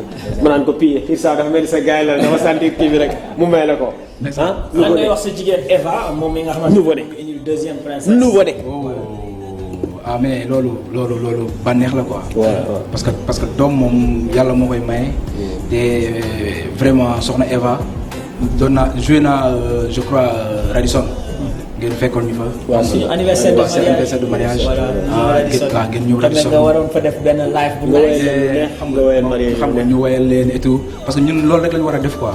te yéen ñaar da ngeen a bokk ci culture sénégalaise bi. bu ñu ko waxee ak bu ñu ko waxee ñu nag toog suñu kër di leen déglu vibe rek. le nouveau son. loolu dafa yàgg. le nouveau son. donc affaire bi nekkoon lu nice ba tey jii nii ñu am plaisir bokk ak yéen benn plateau loolu c'est déjà un plaisir quoi. donc yéen lu ngeen am rek da ngeen ko mérité quoi. macha allah yàlla na bébé bi gudd fan. am wér màgg xam nga ba teral leen. puis nga bokkal groupe wala ji marié yi wala célibataire fan nga bokk. waaw man célibataire yi fa laa bokk rek. waaw célibataire yi nga mais lan moo tax ngeen bëgg ma def marié. non dañoo laajte rek quoi. sànq maa nee na man maay ji kii mooy fii loo koy tontu. non yow yaay ji kii mooy fii man xam naa leen de. xam naa leen kon ji moo nekk nii kii mooy fii ah. émission baa ngi toj mais xoolal non comment nañ noppi rek garaawul quoi. garaawul non yaay fii. saa mooy def fii quoi. muy def balaa bi nii. man maay fii nii. amul yàqalaate. donc très rapidement ñu ñëw si son bi. waaw nouveau-né c'est magnifique. Pourquoi nouveau-né? waaw c'est magnifique. waaw nouveau-né déjà c'est un morceau boo xam ni man je l'ai fait par le feeling. te suñu kër am na ay xale yu fa nekk xam nga ku ci mel ni Mouhamed ak Bachir ma leen di nuyu sama bébé yi donc ñoom bokk nañ si ñi nga xam ni. ils m'ont inspiré par rapport au son. te xale dafa nekk loo xam ni tamit alalu yàlla la quoi. te morceau bi de base. am na métaphore ci biir parce que déjà je parlais pas bëgguma woon sax leeral ci par rapport ak morceau bi. mais déjà je parlais pas à un bébé. ok je faisais des éloges par rapport à la musique xam nga par rapport ak li nga xam ne maa ngi koy def parce que man jàpp naa ne li may def sama doom la jàpp naa ne samay inspiration ça vient de moi donc man maa ko jur pour man xalaat boobu laa ci amoon. mais après ma ne pourquoi pas ma lancer un message. au bébé. au début on pouvait dire que Khirsa le nouveau-né. voilà Khirsa le nouveau-né. l'artiste le nouveau-né artiste bu commencé si game bi imposé wu. c'est ça par rapport au nouveau-né par rapport à ma musique parce que jàpp naa ne man musique bi may def c'est quelque chose de nouveau au Sénégal. waaw parce que tamit jàpp naa ni nekkuma fii gars yi nekk jàpp naa ni samay inspiration bëgguma ko centrer automatiquement ci par rapport aux tendances nag lu bien la mais j'aime bien faire ce que je ressens d'habitude waaw donc ma def. li moo xew li laay woy yow bokkoo si game boobu c'est ça. mais kan moo lay bindal texte yi d'habitude waa presse aar ñooy bind jox la wala yaay toog sa néeg nii am inspiration. non dem géej wala nekk ak sa copine nii nga ne xaaral bébé lii loo si xalaat. nu mu fay demee d'habitude. waaw d'habitude nag man tous mes textes c'est moi qui les écris. ah bon. kon Alain du la bindal. non. Alain mooy xotti ticket yi. jaay ticket la wut tous mes textes c'est moi qui les écris. loolu nag ma ci sant yàlla parce que d'habitude su ma defee. son waxal ak sa seex bi ma waaw d'habitude man su ma defee son ñu bari su ma demee ci plateau yi dañ may laaj ba xam kan moo lay bindal ba xam dafa am ku lay bindal waaw loolu nag mayu yàlla rek ma ci sant yàlla bu baax parce que loolu moom du ñëpp lay dikkal te du ñëpp ñoo mën a bind seen propre texte loolu nag ma ci sant yàlla bu baax a baax et di sant aussi sama équipe Kayma Staff parce que ñoom aussi dañuy participer bu baax ci samay texte ñu ko ci mel ni baax Salomon ñoom c'est des mélomanes yoo xam ne ñoom dañoo yàgg ba pare ñu nekk sama staff ñu may jàppale aussi ci côté écriture xam nga hormis organisation staff wala événementiel ñoom dañuy jàpp bu baax a baax ci sama direction waaw donc ñoom aussi ma leen ñuy nuyu de passage mais musique bi moom c'est benn morceau boo xam ne maa ngi ko def de base ak Zox man ak moom ñoo def prise de voix yi xam nga c'est ñooñu Digiprod moo ko def. Digiprod moo def vidéo bi aussi Ibou Ndour aussi ñëw participer ci def ci yeneen touche xam nga. def ci benn mix. waaw xale bi benn xale la xam nga bu ñëw si clip bi waaw. waaw bu ñëw waaw femme bi waaw non femme bi waaw non mais ji moo clip moom lépp ngay déggoo. waaw déjà femme bi c'est benn mannequin la boo xam ne moom elle a l'habitude de participer dans les vidéos. ok moom aussi ñu woo ko si bébé bi aussi dañoo defoon benn demande de participation pour xam nga pour ñu mën a am benn bébé boo xam ne bébé original la wala. bébé original la non di yaade. ok bébé OG la. léegi ngeen baabee papa mag yaayam ba mu jox leen doom ñi. waaw mais avec am na ay xale yoo xam ne dañuy judd rek nekk artiste dugg si milieu bi. waaw avec des normes professionnelles aussi. xam nga mu ñëw participer ci vidéo bi. xam nga ñu rémunéré ko normalement. ah dañ ko fay. c'est ça. si xale dañ koy fay di la fa. waaw mais Ibou Ndour moom loolu moom moo ko fa liggéey moom. waaw les couleurs noires bi sama réalisateur bi Pape nee na pourquoi avoir opté pour la couleur noire. waaw parce que déjà black and white benn couleur la boo xam ni du xeewi. un clip black and white. nekkul clip boo xam ne par exemple dina génne détails yi nga xam ni à chaque fois dina nekk ci vidéo bi. donc clip par exemple boo ko defee noir et blanc da nga ci gis benn yére bu xew wala da nga ci gis benn lunette bu xew wala da nga ci gis benn ay accessoires yu xew. mais noir et blanc bi da koy génne fësal ko. waaw mais bu fekkee black and white la dina nekk benn affaire boo xam ne day classique. waaw day nekk benn visuel boo xam ne day classique parce que la plupart boo gisee les vidéos yi nga xam ne wala les sons yi nga xam ne ñoo gën a classique dans le monde c'est des vidéos ay black and white lu ci mel ni John Legend All of Me bari na ay son yu bari yoo xam ne c'est des vidéos black and white yoo xam ne à chaque fois boo ko tegee day dellu si comme def ma ndànk ni dal aussi. ok c'est ça alors comme que suñu yaram dafa tàng ñaari surprise nañu indi. wóolu ko. wóolu after nouveau-né xam nga dañoo indi wóolu ma nag c'est un produit de Carabalik. Carabalik même. c'est un produit de Carabalik Beats. wóolu ma aussi nekk extrait benn album bu tudd Mbëggeelu Jolof loolu moom exclusivité la maa ngi doog a taxaw ci plateau pour wax ko. ah bon waaw c'est un album boo xam ne c'est Carabalik qui l'a fait. album bi waaye ñëw. waaw c'est un album. booy génne yow. waaw man ak Carabalik. ok kañ lay génn Karab moo def album bi de base. kañ lay génn. commencé gudd nag kii promotion bi. mais damay àndaat ak Carabalik fii ñu ñëw ak concept bi ak dress bi. xam nga affaire yi ñuy àndal yëpp. lancé ko ñu ñëw fii taxaw xam nga moom moo ci gën a mën a wax puisque c'est son projet. moom moo ko initié. ak ay beaucoup de beatmakers ñu ci mel ni Nick Silver. mais sa album la wala albumam la. c'est un album de Carabalik. de Carabalik mu boole la si. waaw mu woo ma ne ma pourquoi pas nga ñëw ñu participer def ay titres. De base sax on n'était pas parti sur un album parce que dañ doon job avec le feeling. mais au fur et à mesure ñuy def ay son di def ay son mu ne ma pourquoi pas ñu def ko. Prince Art ñoo validé loolu. Prince Art aussi wax nañ ci ak Ibou aussi ñëw nañu Kara ñëw na studio ñu waxtaan ci ay affaires yu bari. bien vrai que am na ay titres yu bari sax yoo xam ne ñu ngi ko war a génne ak Prince Art Kara moo def. ok c'est important. mais wóoluma d'abord avant ñu seetaan clip bi pourquoi wóoluma lan ngay incarner foofu wóoluma bi. wóoluma c'est un son boo xam ni il parle au couple xam nga ñu wóolante xam nga. parce que d'habitude couple yi am na ñu si bari ñoo xam ne dañ lay laaj fan nga nekk looy def. nga xool sa téléphone xam démb maa ngi lay woo fan nga doon def mais dina permettre à ce que ñi nga xam ni dañuy am problème de confiance ak seen copain wala seen copine wala sa jabar wala sa jëkkër xam donc est-ce que mun naa jël comme par exemple si ñu ñuy seetaan si émission bi benn gel rek mu ñëw taxaw fii ñu teg clip bi mu joué rôle gel bi. non non. ayca donc rapidement ñu seetaan ko voilà c'est que ayca ñu def ok.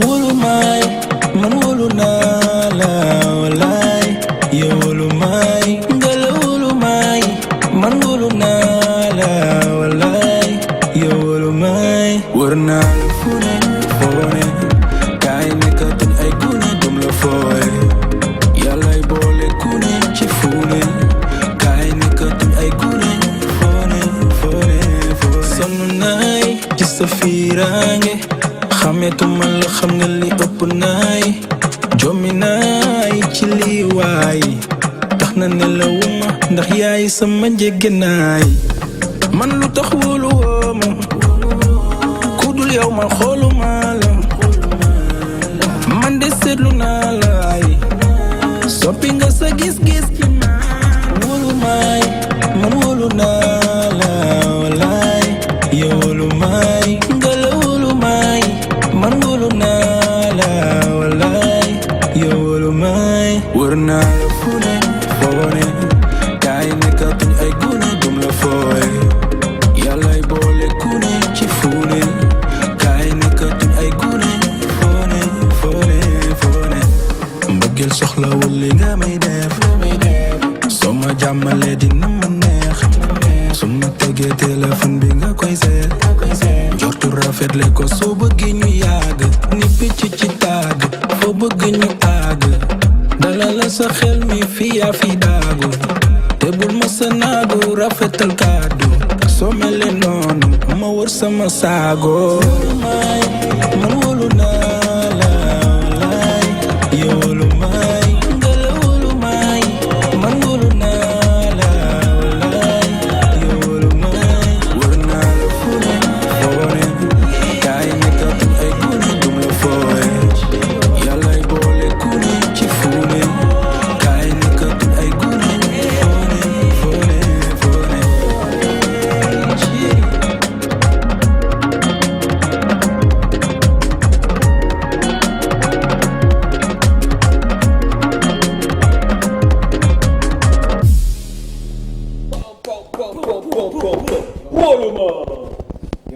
Magnifique morceau, c'est beau ça. Carabolic. Hey, Carabolic.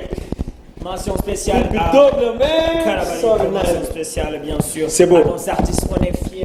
Son bi dina tasaare été bi de. Ouais. ah. kii Sali neex na de est-ce que yow duñ la invité sax Sali nii gars dimanche nii. ah ñu neexal ko foofu. Sali sa fier la tamit. non yéen a ko moom yéen a may invité. ah ouais. fii. damay bañal de. damay ci bañ la bëgg a dugal bañal de. mais gel mujjee na la wóolu wala. après wóolu na ma gisoo dafa après dañoo fecc. gis nga au début gis nga mi ngi xuloog man nii. après dañoo lii nag benn scénario la boo xam ni c'est use director use behind the camera xam nga moom moo def vidéo bi xam nga on a décidé de faire une vidéo one shot. parce que lii mën naa ne c'est la première vidéo afro mbalax boo xam ni c'est tourné à one shot au Sénégal. waaw parce que gars yi d'habitude gars yi dañuy def ay vidéo séquence xam nga changement de plan. waaw dafa bëggoon gàddu ay valisam ñibbi xam nga après laa ko doon woyal nii xam nga après kala di tëgg fee xam nga donc waaw ñuy baab. kan moo si gelu toche bi si clip bi parce que maa ngi jot benn message puis laaj ko kan moo si gelu toche bi si clip bi. kan la fii. Toch waaw Toch daf fi am gel fii. non man. wala kii day tooñ. non Toch maa moom xamante wuñ sax. c'est Fat Kiné qui a envoyé le message Fat Kiné je sais pas. mais Toch man xamuma ko sax. amul non Toch da si bëri na nag de doo mën a xam kan la si de. ok Toch xamuma ko sax. xam nga donc ma fii nag on a fait un chorégraphie boo xam ni moom dafa jaaxal ñu bari. parce que gars yi d'habitude duñu gis Xirsa si yenn facettes yi. parce que waaye dinañ ma gis ay sons yu thématiques donc ñu def benn affaire boo xam ni c'est du one shot. waaw donc lii nag c'est le travail de use. waaw donc feccal ko après mu kontaan pour mu wóolu ma parce que jóge naa ci. jóge naa feneen jooy xam nga donc c'est une vidéo boo xam ni réalisée par l'équipe de Carabolic et use. mais est-ce que fecc yi dinañ ko gis le 26 au niveau de Wanda Park. for real. et kon Karim Pape wala ñu lan moo nar a xew Wanda Park le 26 rapidement avant ñu clôturer en beauté. et puis accueillir Gat Saf. De single nouveau-né qui cartonne et qui impacte les mélomanes de la musique sénégalaise. Khirsa, la plus belle voix de la musique sénégalaise. Khirsa, the golden voice of Senegalese music, vous promet un grand retour au Wanda Park. Last soirée, guichet fermé, attention, en spectacle en son et lumière. Oui, le samedi 26 juillet 2025, un spectacle inédit à vous couper le souffle. Wanda Park, en face du Plaza, déroule le tapis rouge et abrite une grande soirée à vous couper le souffle. Entrée simple, 5000, VIP, 10 000 plus consommation. Attention, réservation 77 748 58 92 pour le 77 159 71 39. Les jeunes filles de Dakar ne fan la ñu jëm le 26 une destination mooy Wanda Park. xale yi Kër Massar ne destination Wanda Park la cey lool. dama ne xale yi Dakar Ndiaye na ñëpp génn la plus belle voix de la musique sénégalaise moom moo woote l'exceptionnel moom moo woote l'imminent moom moo woote the golden voice of Senegalese music moom moo woote Khirsa man DJ Xos maa nga ca biir. Après la sortie de son single, nouveau-né qui cartonne et qui impacte les mélomanes de la musique sénégalaise. Khirsa, la plus belle voix de la musique sénégalaise. Khirsa, the golden voice of Senegalese music, vous promet un grand retour au Wanda Park. Last soirée, guichet fermé, attention, en spectacle en son et lumière. Oui, le samedi 26 juillet 2025, un spectacle inédit à vous couper le souffle. Wanda Park, en face du Plaza, déroule le tapis rouge et abrite une grande soirée à vous couper le souffle. Entrée simple, 5000, VIP, 10 000 limite plus consommation. Attention, réservation 77 748 58 92 le 77 159 71 39. Les jeunes filles de Dakar ne fan la ñu jëm le 26 une destination mooy Wonder Park. Xale yi Kër Massar ne destination Wonder Park la cey lo. Dama ne xale yi Dakar Ndiaye na ñëpp génn. La plus belle voix de la musique sénégalaise moom moo woote, l'exceptionnel moom moo woote, l'imminent moom moo woote, the golden voice of Senegalese music moom moo woote Khirsa man DJ Khos maa nga ca biir. L'événement est prévu pour le samedi 26 du mois de juillet de l'année 2025. Khirsa au niveau de Wonder Park. Récemment, vous avez vu Naté de Prince Art faire une très belle prestation avec son orchestre. Il était en live, Naté. Oui, il y avait sa maman aussi, il y avait les jeunes de Sen Petit Gallé qui étaient là-bas. Super. C'était magnifique. Il y avait Tatangone, Ibounou, il y avait DJ Kheucha, il y avait beaucoup de DJ, d'animateurs qui étaient venus supporter, épauler la première soirée en live. Oui. La première soirée en live de Naté. Et là, les gars, ça fait des années qu'ils répétaient. Tellement que c'était carré propre, il y avait du Boulour là-bas aussi. Chapeau. En tout cas, Prince Art, pour ce que vous êtes en train de faire pour les jeunes d'aujourd'hui, nous vous disons félicitations, congratulations bien sûr à vous. Tatangone, Ibundour bien sûr, la famille Ndour, mention spéciale à vous. Alors sur ce, très rapidement, l'événement ñu wax si rapidement et puis ñu accueillir Gatsaf. donc may wax nag moo sama gaañ la. xam nga booy bu cool vraiment. waaw ñu gàtt saf kenn du ko wecceeg kenn du ko wecceeg njool bu tooy. kon nañ seetaan clip bi. waaw donc ma yeggale rek juste. donc may jox rendez-vous gars yi incha allah samedi 26 juillet incha allah. comme d'habitude comme on l'a toujours fait comme ni nga ko gisee ni la soirée on avait fait là-bas guichet fermé. donc may wax nag may aviser nag waa Kër Massar. da nga mun guichet fermé yow. may aviser waa Kër Massar ne leen waa Plateau Colobane Fass. waaw Wakaam ñu ngi xëccoo tigéey donc nag Kër Massar laay aviser ñu teel a taxaw gaaw waaw donc nag ma leen di woowaat yéen ñëpp comme la fois passée. ñi leen gën a bëgg Khirsa ñoo fi ne. mais Kër Massar dañoo pare. Kër Massar dañoo pare de. dañu pare waaw donc nag man xam nga artiste gox laa. te Kër Massar dafa yaatu. entrée bi ñaata la. les entrées sont fixées à 5000. 5000 simple. oui les VIP sont fixés à 10 000 plus consommation. jour J am na ticket yu ñuy jaay jour J bi am na ay préventes yoo xam ne c'est déjà disponible. numéro bi donc ceux qui sont en ville mën ngeen woote ci 77. 748. 58 92. 77 748 58 92 booy ñi nga xam ne ñu ngi nekk ci ville bi ñi nga xam ne ñu ngi nekk au niveau de la banlieue mën nañu woote ci 77 159 71 39. waaw donc c'est des tickets yoo xam ne dañu ko def pour ñi nga xam ni jour ji mën nañu ñëw fekk mu jeex parce que la fois passée loolu moo ñu dal dañoo ñëw ba ci jour yi am ñoo xam ne dañoo ñëw ba ci jour ji fekk fi tickets yi jeex parce que dañoo génne woon ay prévente donc on avait jugé nécessaire aussi defaat la même chose waa Kër Massar aussi ñu ngi leen di woowaat bu baax a baax képp ku may jàppale aussi maa ngi lay remercier xam nga di leen wax ni Khirsa mu ngi ñëw ak yeneen facette donc lii njëlbeen la rek waaw donc may jaajëfal ñëpp l'équipe de Prince Art surtout may nuyu grand Ibou Ndour muy grand boo xam ne vraiment li mu def ci musique sénégalaise bari na te loolu yëpp ñu ngi ko ciy remercier di ko ci encourager bu baax a baax parce que production yombul te mu ngi koy jaayante di ko def donc sama tata Ngone Ndour aussi donc moom sama yaay la waaw moom lépp lu may def dama ciy ñëw waxtaan ak moom ñu diisoo ci waxtaan ci te à chaque fois loolu la may wax mu ne ma yow moom jàmbaar nga quoi parce que da ngay jóg di def ay initiative di def waaw di innover di def ay affaires xam nga parce que label boo si nekkee da nga leen yombalal liggéey bi parce que y a pas mal d'artistes qui sont à Prince Art te ku ci nekk rek bu fekkee da nga taxaw di xaar rek day xaw a métti donc ku ci nekk war nga teel a xam li la war nga nekk ci gars yi bu la ci fekk day ëpp doole waaw donc Kayma staff merci beaucoup à vous merci beaucoup à vous aussi et yow est-ce qu'on peut te joindre ce numéro boo xamante ne mën nañ la joindre yow pour sa fan si et tout 77 oui 748 oui 58 oui 92 waaw numéro boobu moom wax dëgg yàlla même ci côté liggéey bi sax ñi nga xam ne dañuy soxla ci spectacle yi ñuy def sur les hôtels parce que on a l'habitude de le faire aussi sur les hôtels par vacances yi aussi les mariages de classe les dîners de gala les dîners xam nga séminaires yi aussi xam nga donc bari na affaire yu bari ñoo xam ne ñu ngi koy jouer aussi yoo xam ne siiwaluñ ko aussi c'est des soirées privées donc lépp loo xam ne boo soxla ngeen ñu ci rek mën ngeen ñu woo ci numéro boobu 77 748 58 92 affaire yi nag cherul gars yi ñu ngi naan dafa cher mais cherul Mo Diagne il est de Prince Art yow laa bëgg en tant que tey animateur casquette bi nga accueillir ko nga accueillir clipam mesdames et messieurs il s'appelle Mo Diagne su génn na son bu tudd Gàtt Saf nga def benn affaire ñu teg clip waaw loolu nag c'est un plaisir Mo Diagne de Saint-Louis moom fekk naa ko Saint-Louis muy def lu nice Mo Diagne ñu gën a xam sous le nom de Mohamed de Sen Petit Gallé. Mais cette fois-ci beneen casquette la ñëwee. Entamer sa carrière solo donc Mo Diagne génnee clip bu bees tax mu tudd Gàtt Saf. Gàtt Saf ndaama yeeg njooli di ci gis seen bopp. Gattuso Mo Diagne de Prince Art donc ñu dalal ko ci plateau bi. waaw jaajëf sama gars yi. Allez Mo Faya. C'est parti le clip de Mo Diagne Gàtt Saf.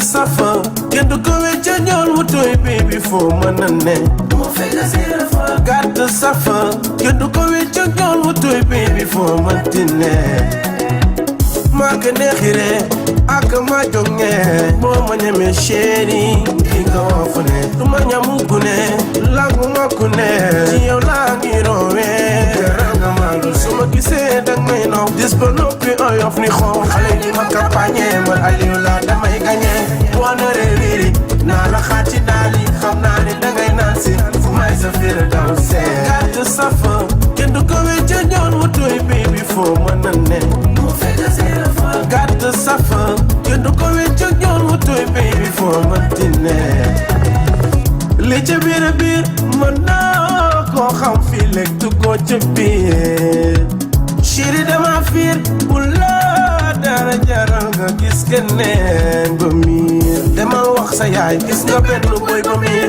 nga dellu wax sa baay bëgg nga dugg ci biir a biir doo fi gis mukk li la jiital ko di dina du la jommal ku ci ma rey mu dee xam nga ma mën maa nga rek ak dayu ma galax ndi ku doxal ba kenn laal la ku mer karamel yàlla ku la laal ñu defante foo gàtt safa kenn du ko wecca ñool mu tooy baby foo mën a ne gàtt safa kenn du ko wecca ñool mu tooy baby foo mënti ne chéri dama neexal ma mel ni ku lu seexal may lekk nga may sexal mel ni baby la ku ñu reewal fu ma la aj daa sori cuune du la aj ma waxati man maa la bëgg ku mex dalal gan ko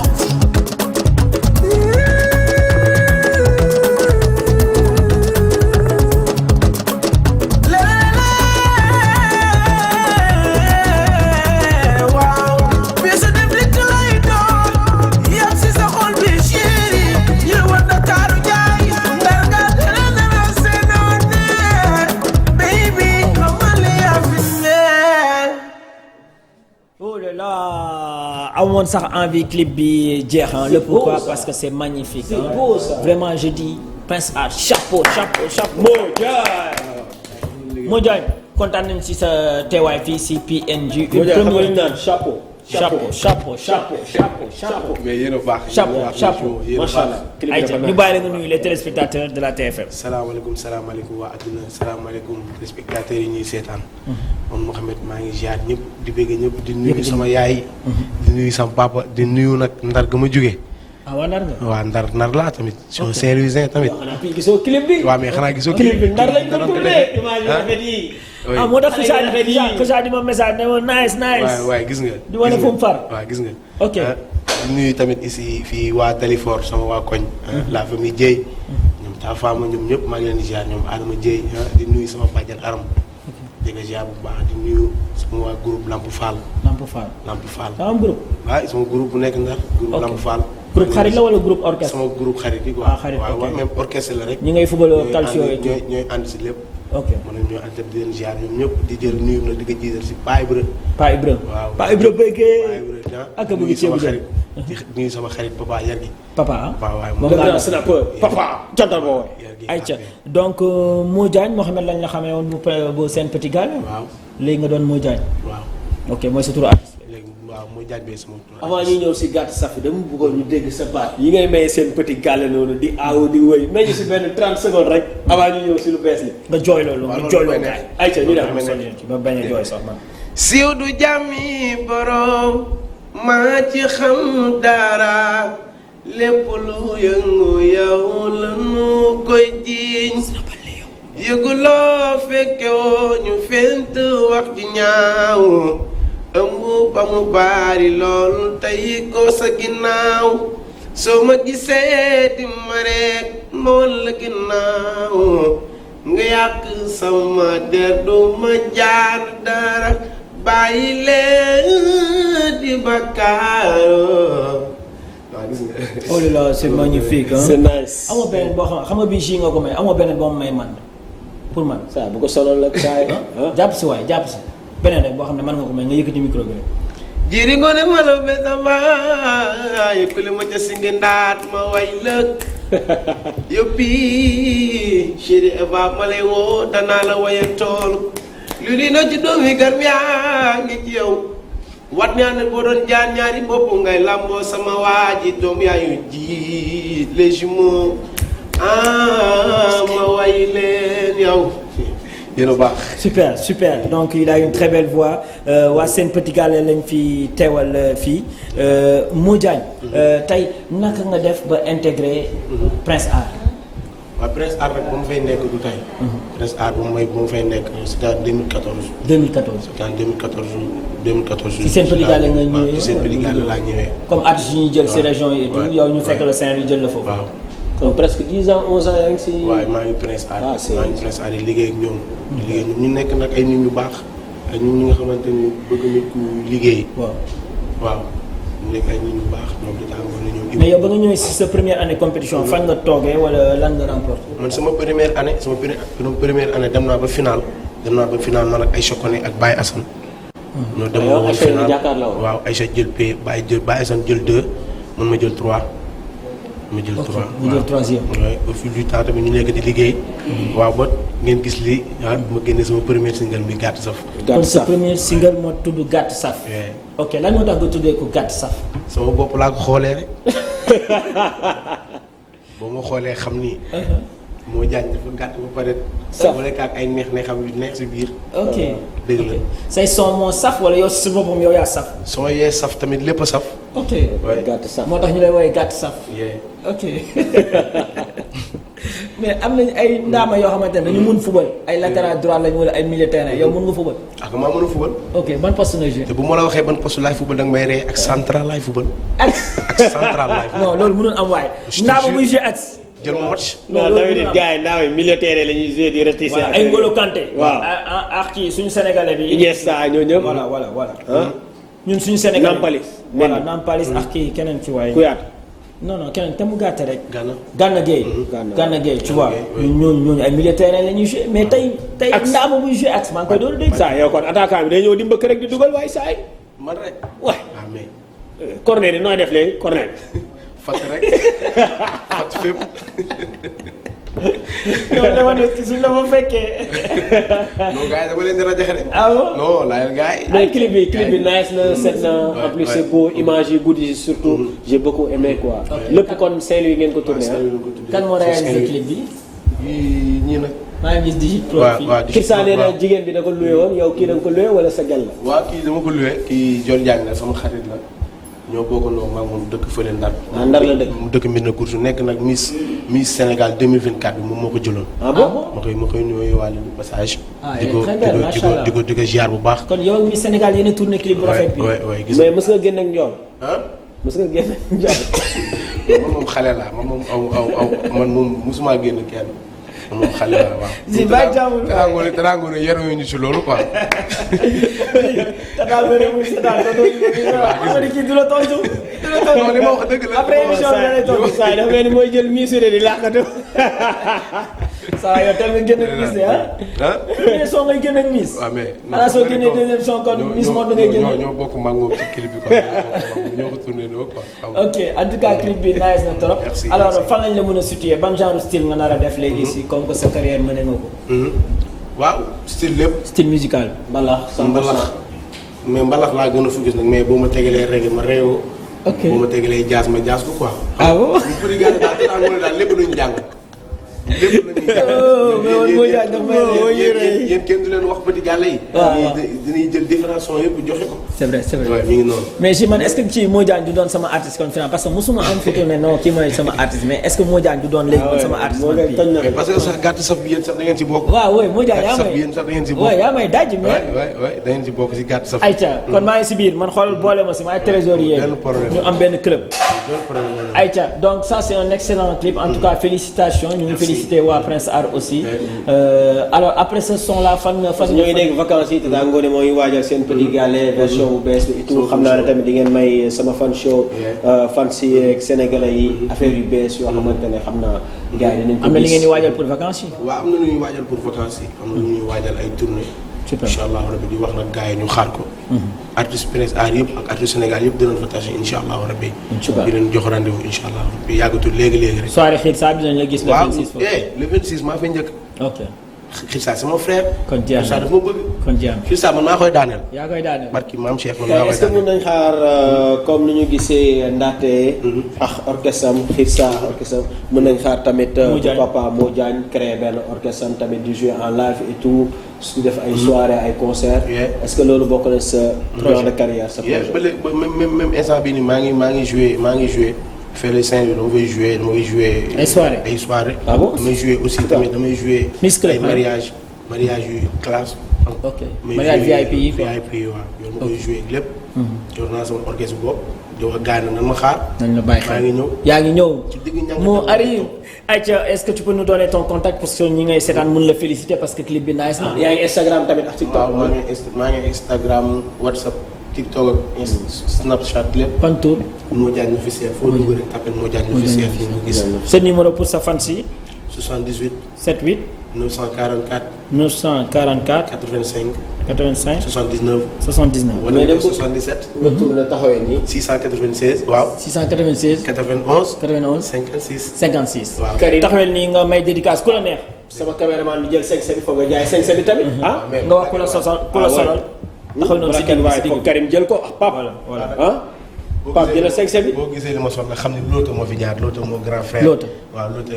xoolal caméra bi su la neexee bii. Loota moo grand frère ma koy nuyuwaale de passage xam nga.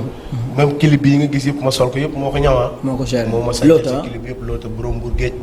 doomu yaay Dondiche maa ngi koy ziar bu baax. doomu yaay Jukku. ak keneen kan ñan ngay may big up à travers l'émission de PNJ ak sa dernier mot lan lay doon. di nuyu ñëpp di nuyu sénégalais di nuyu ñuy seetaan di nuyuwaat sama yaay ak sama papa. parce que dañ maa bëgg. maman moo tudd. sama yaay mi ngi tudd Penda. Mama Penda.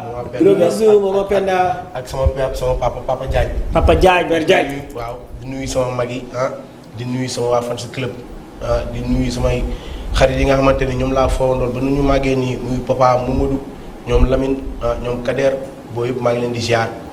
waaw di nuyu waa team gàtt saf. waaw waa team gàtt saf di nuyu waa Dalifort papa Yargi Paline Ndiaga Baye Fall yëpp maa ngi leen di ziar Aliou Dieye ñoom Taxa Fama ñoom Ndeye Dieye Jigo Adama Chéri Papa Ndiaye yaayu Khalifa ak Seydina Mouhamad kooku moom amul si man sago Adama dama koy gërëm dama koy bàyyi yàlla na ko yàlla defal jàmm di nuyu tamit sama bàjjan bi nga xamante ni bu ma demee ba nit ñi xam yàlla ak moom la sama bàjjan boobu moo ma jël inscrire ma ci seen petit gallé fan yi passé la perte jëkkëram dama koy ñaanal yàlla defal ko jàmm xare ko aljana borom këram ak Lamine tamit Lamine bi nga xamante ni ñoo bokkandoo seen petit gallé daaw man tamit ma koy jaale di ko jaale ay mbokkam di ko ñaanal yàlla na yegg leen ndaawam aljana incha allahu rabbi.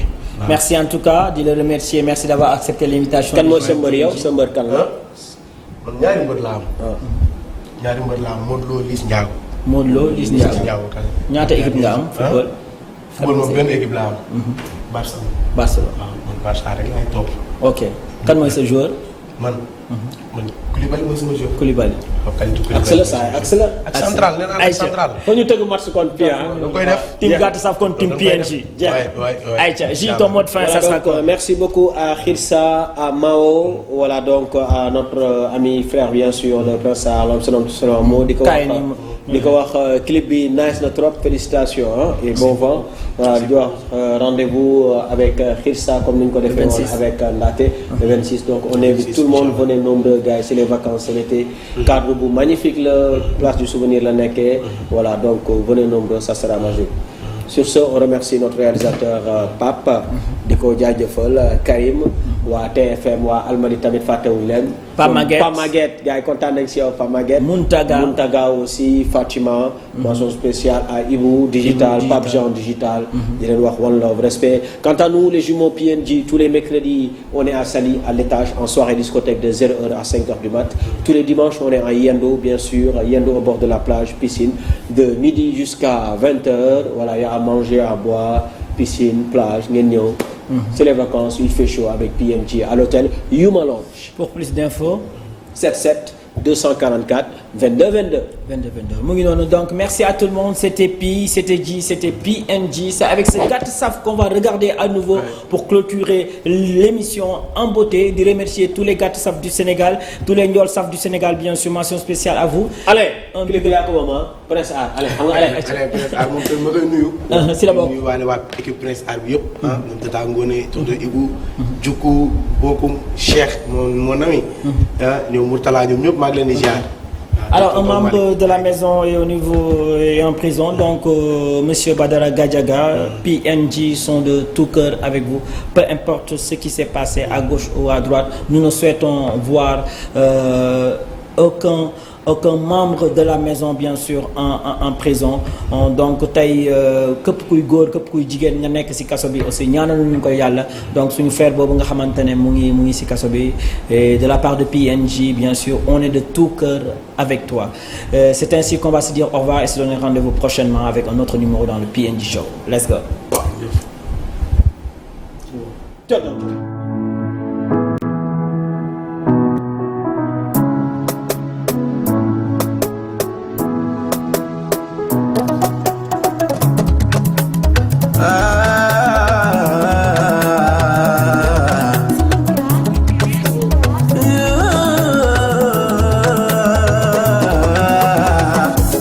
Safa kenn du ko wecce ñool mu tooy baby foo mën a ne moo fekk si dafa gàtt safa kenn du ko wecce ñool mu tooy baby foo mënti ne maa ko neexire ak ma jonge boo ma ñeme chéri di ko fu ne du ma ñamu ku ne langu ma ku ne ci yow laa ngi roowee jaral nga ma lu su ma gisee dang may naw dis ba noppi oyof ni xoo xale di ma campagne man Aliou laa damay gañe wana réeriri naa la xaati daal yi xam naa ni dangay naan si fu may sa fiir daw see gàtt safa kenn du ko wecce ñoon mu tooy baby foo mën a ne moo fekk si dafa gàtt safa kenn du ko wecce ñoon mu tooy baby foo mënti ne li ca biir a biir mën naa koo xam fii lekk du ko ca biir chéri dama fiir bu la dara jaral nga gis keneen ba miir demal wax sa yaay gis nga benn boy ba miir